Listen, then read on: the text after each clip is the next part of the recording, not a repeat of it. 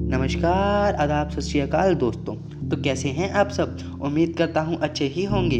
तो जैसा कि हम कल आपके लिए पुस्तक नींव 90 का खंड पहला नींव 90 से अध्याय पहला लेकर आए थे, उसके आगे प्रस्थान करते हुए आज दिनांक 16 मई को आपके लिए अध्याय दूसरा आप कैसी पुस्तक हैं, सर्वोत्तम इंसान कैसे बने, इसकी जानकारी लेकर आए हैं। तो चलिए आगे बढ़ते हैं। इंसान एक जीती जागती पुस्तक है, इसे पढ़ना सीखें। हर इंसान को पढ़कर आप जीने के हजारों तरीके सीख सकते हैं। कुछ इंसानों को पढ़कर आपको जीने के नए और बेहतरीन तरीके मिल सकते हैं, तो कुछ लोगों को पढ़कर जीने के पुराने या दुखद तरीके मिल सकते हैं। इसलिए आप अपने आप से यह सवाल पूछें कि मुझे पढ़कर लोगों को किस तरह का जीवन जीना सीखना चाहिए, मेरी पुस्तक पर क्या नाम लिखा होना चाहिए, यानी आपकी पुस्तक का शीर्षक क्या होना चाहिए। मुझे पढ़कर लोग उकता जाएंगे या जीवन जीने का बुरा तरीका सीखेंगे। आज मुझे पढ़कर लोग जीवन जीने का कौन सा तरीका सीख रहे हैं और भविष्य में मैं अपने जीवन से लोगों को क्या सिखाने के लिए प्रेरणा बनूंगा। ये सवाल आपके अंदर के होश को पूर्ण जागृत कर देगा। जब आप इन सवालों के जवाब निश्चित कर लेंगे, तब आपके जीवन का एक दमदार दिशा मिलेगी। कहीं हमारी पुस्तक का शीर्षक गोलमाल तो नहीं?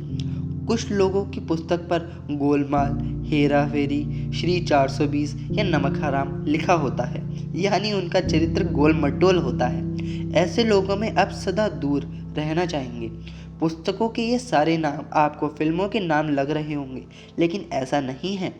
चोरी, हेरा फेरी, जुआ, 420 करने वाले अनेक चरित्रहीन, दिशाहीन, विवेकहीन व्यक्ति समाज में जीते हुए देखे गए हैं। समाचार पत्रों का 50% से ज़्यादा हिस्सा तथा दूरदर्शन की समाचार वाहिनियों के समय का भी बहुत सारा हिस्सा इन लोगों को समर्पित होता है। समाज, देश और विश्व के लिए यह लोग अभिशाप हैं। लोगों की पुस्तक का शीर्षक रुस्तम-ए-हिंद या थीफ ऑफ बगदाद भी हो सकता है। दोनों तरह के लोग अपनी पुस्तक द्वारा समाज में शांति या अशांति फैला रहे हैं। कुछ लोगों की पुस्तक का नाम कोरा कागज़ होता है, तो कुछ अनाड़ी नंबर 1 होते हैं। लेकिन आप अपनी पुस्तक का नाम क्या रखना चाहेंगे? उपयुक्त बातें पढ़कर कुछ पल के लिए आप यह भी सोच रहे होंगे, ये फिल्मों के नाम हमें कैसे दिशा देंगे, इन नामों का इस पुस्तक से क्या संबंध है। लेकिन आप इस पुस्तक को, जिसका नाम है नींव 90 चरित्रवान कैसे बने, नैतिक मूल्यों की संपत्ति, पढ़ते रहें तो हकीकत आपके सामने आ जाएगी। इसी पुस्तक का शीर्षक कैसे निर्धारित किया जाता है? आप जो कर्म करते हैं उससे ही आपका चरित्र यानी आपकी पुस्तक का शीर्षक निर्धारित होता है। इंसान के द्वारा सुबह से लेकर रात तक होने वाली शारीरिक अथवा मानसिक क्रियाएं जो उस पर अथवा उसके परिसर पर असर करती हैं, वह कर्म कहलाती हैं। इसका अर्थ इंसान के अंदर उठने वाले भाव, विचार, वाणी और उसके द्वारा की गई क्रियाएं, ये सभी कर्म हैं, क्योंकि इन सब बातों का उस पर तथा उसके परिसर पर असर होता है। आपको कर्मों का असर बताता है कि आपकी पुस्तक का शीर्षक क्या होगा। यदि इंसान के कर्मों का असर बुरा पड़ रहा है, तो उसकी पुस्तक का नाम बेईमान, 10 नंबरी, खलनायक या नालायक होगा। यदि इंसान के कर्मों का असर अच्छा और असरदार पड़ रहा है, तो उसकी पुस्तक का नाम नमक हलाल, मिस्टर इंडिया, अर्जुन, देव, सत्यकाम या हे राम होगा। इंसान जिस तरीके से जीता है, उससे उस इंसान पुस्तक को शीर्षक दिया जा सकता है। जो अली बाबा या अलादीन बनकर जी रहा है, उसकी पुस्तक पर 40 चोर या जादुई चिराग शीर्षक लिखा होगा। ये शीर्षक इंसान को लक्ष्य देकर सही या गलत दिशा देते हैं। पुस्तक के नाम से काम का पता चलना चाहिए तथा पुस्तक की विषय वस्तु से पुस्तक का नाम निर्धारित होना चाहिए। किसी पुस्तक की विषय वस्तु में रहस्य कथा होती है, तो किसी पुस्तक की विषय वस्तु में भक्ति और भजन का समावेश होता है। इसलिए किसी पुस्तक पर हैरी पॉटर या भक्त प्रहलाद भी लिखा हो सकता है। इस अध्याय में आपको कई नाम सुझाए जा रहे हैं, जिनके आधार पर आप अपनी पुस्तक का शीर्षक निर्धारित कर सकते हैं, यानी एक शब्द में आप अपना चरित्र बयान कर सकते हैं। किसी पुस्तक पर यदि मीराबाई या मुक्ताबाई लिखा है, तो आप कौन सा चरित्र दिखाई देता है, चरित्रवान या चरित्रहीन? जवाब स्पष्ट है, मीराबाई मुक्ताबाई का जीवन भक्ति की पाठशाला में विद्यार्थियों की चहेती किताब है। मीराबाई हो या मुन्ना भाई, हर नाम यदि इंसान का लक्ष्य निर्धारित करे तो नाम का महत्व है, वरना नाम में क्या रखा है। पुस्तक का नाम यदि इंसान को जीने का मकसद दे सकता है तो नाम में सब कुछ आ सकता है।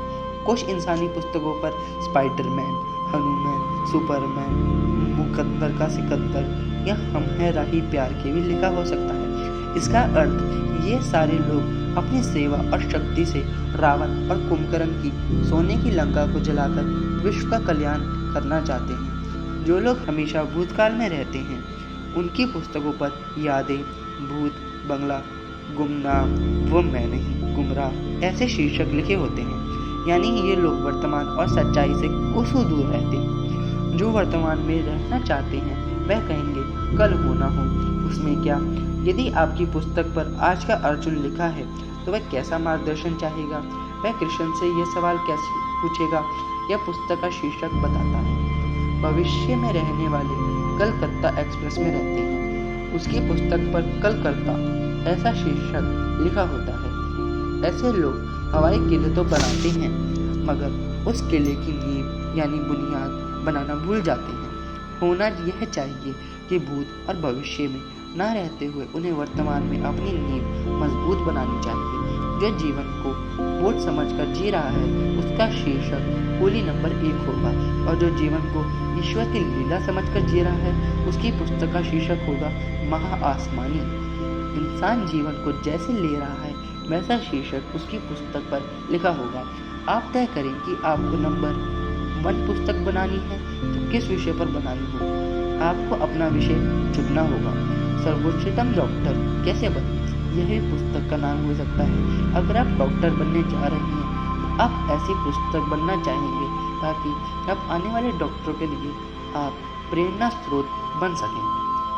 आपकी पुस्तक का नाम सर्वोत्तम शिक्षक कैसे बने, सर्वोत्तम भक्त कैसे बने, अच्छे व्यवसायी कैसे बने, सच्चे वकील कैसे बने, यह भी हो सकता है। इस तरह पुस्तकों के अलग अलग उद्देश्य के अनुसार बहुत सारे शीर्षक हो सकते हैं। पुस्तकों में उपशीर्षक भी होते हैं। कई बार आप दो भूमिकाओं में होते हैं, 2 उपशीर्षक भी दिए जा सकते हैं। इससे अतिरिक्त उसमें हाइलाइटर्स भी डाल सकते हैं। महत्वपूर्ण मुद्दों को अधिक प्रभावकारी ढंग से प्रतिपादन कर सकते हैं। आप तय करें कि आपको क्या चाहिए। आपकी पुस्तक के मुख्य पृष्ठ पर कौन सा शीर्षक हो। पुस्तक का जो शीर्षक हो वही विषय अंदर लिखा हो। कभी कभी पुस्तक ऐसी होती है जिन्हें कवर नहीं होता है मगर वह बेहतरीन पुस्तकें सिद्ध होती हैं। ऐसी पुस्तक कई बार रद्दी में मिल जाती हैं।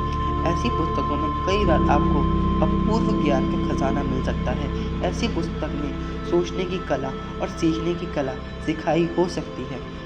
लोग नहीं जानते कि सोचना और सीखना भी एक कला है और यह सीखना योग्य बात है। हम कैसे सीखें, किसी भी विषय पर महारत कैसे प्राप्त करें, यह हमें सीखना चाहिए। फिर चाहे वह साइकिल चलाना सीखना हो या कोई भाषा सीखना हो। अगर किसी पुस्तक का कवर फटा हुआ है तो भी वह पुस्तक सर्वोत्तम सिद्ध हो सकती है। इसलिए सिर्फ पुस्तक के कवर टॉप 10 पर आ जाए। हर पुस्तक में एक ही विषय सूची होती है, यह आप जानते हैं। पुस्तक में 2 विषय सूचियाँ नहीं होनी चाहिए। एक ही विषय सूची के अनुसार पूरी पुस्तक क्रमबद्ध और कलमबंद होनी चाहिए। हमारी पुस्तक की विषय सूची यह बताए कि हमारा जीवन किस चीज़ के लिए निमित्त बन सकता है, सच्चा और झूठा। जैसे कुछ पुस्तकों में 2 विषय सूचियाँ होती हैं, एक दिखाने के लिए होती है और दूसरी हकीकत में होती है। जो विषय सूची में लिखा गया होता है वह पुस्तक के अंदर लिखा हुआ नहीं होता है। सब गोलमाल होता है, घुमा फिरा कर लिखा गया होता है। हाथी के दांतों की तरह असली विषय सूची छिपी हुई होती है। ऐसी पुस्तकें रहस्य और रोमांच का दावा करती हैं लेकिन रद्दी के काम में भी नहीं आती हैं। क्या आज आप किसी को बता सकते हैं कि मैं इस तरह जीना जा रहा हूँ। ऐसी परिस्थिति आने पर भी मेरे जीवन में कुछ सिद्धांत हैं, उन पर ही मैं चलने वाला हूँ। अमुक नीति नियमों आज्ञाओं में मैं रहने वाला हूँ। फिर चाहे कुछ भी हो जाए, किसी भी तरह की मुसीबत आ जाए, इन सिद्धांतों से मैं हटने वाला नहीं हूँ। जो चीज़ें मेरा चरित्र गिरा सकती हैं उनसे मैं दूर रहूँगा। अगर शराब पीने से मेरा चरित्र गिरेगा तो मैं कभी भी शराब नहीं पीऊँगा। इस तरह आप तय करें और तय कर लें और निर्भर होकर सबको बताएं कि यह मेरा जीवन सिद्धांत है और इस पर ही मैं चलूँगा। मैं अपने चरित्र की रक्षा के लिए कोई भी व्यसन नहीं अपनाऊंगा। अपने जीवन के सिद्धांत ना बनाने की वजह से इंसान व्यसनों का गुलाम हो जाता है। पहले इंसान व्यसनों का भोग करता है, बाद में व्यसन इंसान का भोग करते हैं। एक इंसान अपने कुत्ते के साथ कहीं जा रहा था। रास्ते में उसे एक शराबी मिला। शराबी ने उस इंसान से पूछा, आप अपने कुत्ते के साथ जा रहे हैं, जरा बताएं कि कुत्ते और इंसान में क्या फर्क है। इंसान ने शराबी को जवाब दिया, कुत्ता कितनी भी शराब पिए मगर वह इंसान नहीं बन सकता, लेकिन इंसान 2 पैग पीकर ही जानवर बन सकता है। पिताजी ने अपने बेटे को डांटा कि क्या तुम गधे हो जो तंबाकू खाते हो। तंबाकू घास के समान होती है और गधे घास खाते हैं।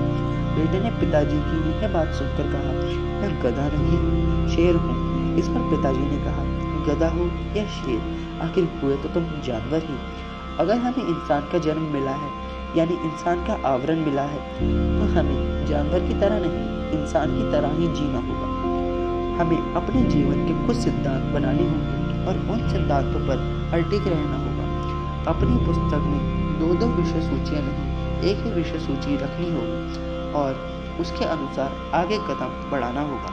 जो लोग अपना स्वार्थ सिद्ध करना चाहते हैं वह 2 विषय सूचियाँ बनाते हैं। ऐसे लोग दूसरों को दिखाने के लिए एक तरह का जीवन जीते हैं और दूसरी तरफ छिप कर कुछ गलत काम करते रहते हैं। उनके पास 2 विषय सूचियाँ होती हैं और होने की वजह से वह हमेशा उस उलझन में रहते हैं कि इस इंसान से क्या कहें, उस रिश्तेदार से क्या कहें, कहीं मेरी चोरी या बुराई पकड़ी तो नहीं जाएगी। कला फला इंसान को मैंने ऐसी गलत जानकारी दी है, फला इंसान से मैंने कपट किया था, वह कोई सवाल तो नहीं पूछेगा। इस तरह वे हमेशा डरे हुए होते हैं। जिनकी एक ही विषय सूची होती है वह सदा निश्चिंत होकर जीते हैं। जब आप पुस्तक खोलकर देखते हैं तो सबसे पहले पन्ने पर पुस्तक का शीर्षक होता है, फिर उसके अगले पन्ने पर आभार धन्यवाद का एक स्तंभ होता है जिसमें लिखा होता है कि इन लोगों को धन्यवाद, आभार या इन लोगों को पुस्तक समर्पित होती है। आपकी पुस्तक पर भी आप उन्हें धन्यवाद दें जो आपके विकास के लिए निमित्त बन रहे हैं। जिस चीज़ के लिए आप धन्यवाद देते हैं वह चीज़ आपके जीवन में खिलती और खुलती है, आपके बिना पढ़े रह जाती है।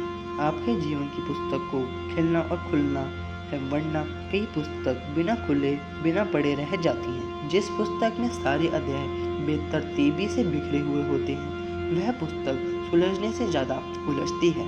वह पुस्तक अखंड नहीं पाखंड है। इसलिए अपने आप से यह सवाल पूछें कि मैं जो कर्म करता हूँ क्या वही मैं कहता हूँ, मेरी भावनाएं और मेरे विचार क्या हैं, एक ही दिशा में दौड़ते हैं।